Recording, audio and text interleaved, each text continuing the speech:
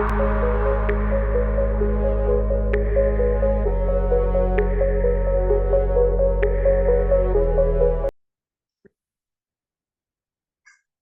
আসসালামু আলাইকুম গাইস। তো আজকে আমরা দেখবো আমাদের ক্যাসকেডিং ইনস্টিটিউটে কিভাবে মার্জিন ইউজ করতে হয়।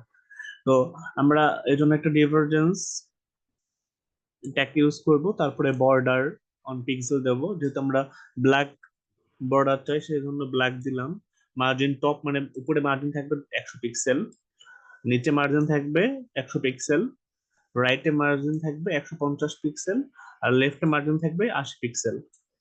আর আমাদের যে ব্যাকগ্রাউন্ড কালারটা হবে সেটা হবে লাইট ব্লু। ঠিক আছে? তো এই জন্য আমরা ডিভারজেন্সে স্টাইলের মাঝে এটা দিয়ে দিলাম। ঠিক আছে, দেখো আমাদের স্টাইল ট্যাগের মধ্যে সাধারণত আমরা কি করি, সিএসএস টা লিখি। তো যেহেতু আমরা চাচ্ছি যে একটা মার্জিন তৈরি করার জন্য, তো মার্জিন যেহেতু চারদিকে নেওয়া হয় সেজন্য আমরা বর্ডার নিছি, টপ নিয়েছি, বটম নিয়েছি, রাইট নিয়েছি, লেফট নিয়েছি, এবং একটা ব্যাকগ্রাউন্ড কালার দিছি, সাথে স্টাইলটাও দিয়ে দিছি। সেখানে এটা থাকবে।